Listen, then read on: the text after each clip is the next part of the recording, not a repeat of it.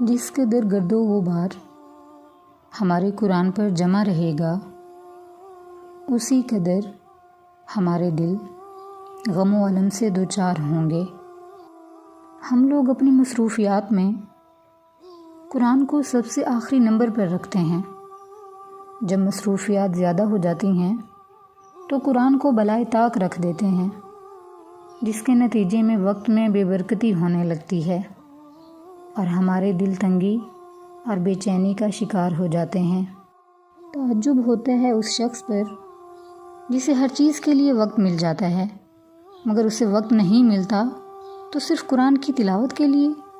اللہ کی قسم، ایسا شخص محروم بد نصیب ہے۔ 3 مقامات پر اپنے دل کو تلاش کرو: قرآن سنتے وقت، ذکر کی مجلسوں میں، تنہائی کے اوقات میں۔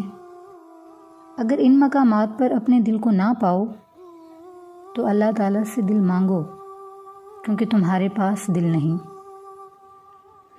یعنی اگر قرآن اور ذکر و اذکار کی باتیں سنتے وقت تمہارے دل پر کوئی اثر نہ پڑے تو گویا تمہارے پاس دل ہی نہیں۔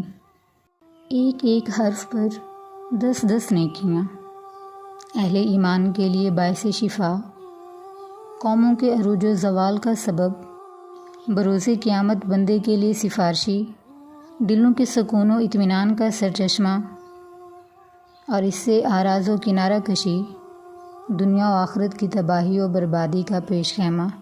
اس لیے قرآن کو بالائے طاق نہ رکھو۔ حسن بصری رحمۃ اللہ علیہ سے کسی نے کہا، فلاں تو قرآن کا حافظ ہے، تو انہوں نے کہا بلکہ قرآن خود اس کا محافظ ہے۔ اگر آپ اپنے وقت میں اور کام میں خیر و برکت چاہتے ہیں تو قرآن کو بھی وقت دیں، پابندی سے اس کی تلاوت کریں، کیونکہ قرآن پڑھنے سے دل کو سکون ملتا ہے، خوشحالی آتی ہے اور مصیبت و بلا دور ہوتی ہے۔ قرآن کو جبرائیل علیہ السلام لے کر اترے، فرشتوں میں سب سے افضل قرار پائے۔ یہی قرآن جب پیارے رسول صلی اللہ علیہ وآلہ وسلم پر اترا تو آپ کائنات میں سب سے افضل قرار پائے۔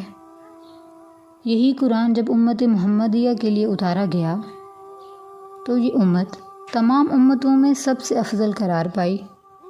یہی قرآن جب رمضان میں اترا تو رمضان تمام مہینوں میں سب سے افضل قرار پایا۔ یہی قرآن جس رات میں اترا وہ رات شب قدر کہلائی اور تمام راتوں میں سب سے افضل قرار پائی۔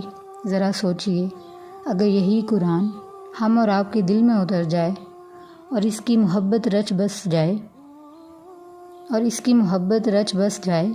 تو اس وقت ہمارے دلوں کا اور ہماری زندگیوں کا کیا عالم ہوگا۔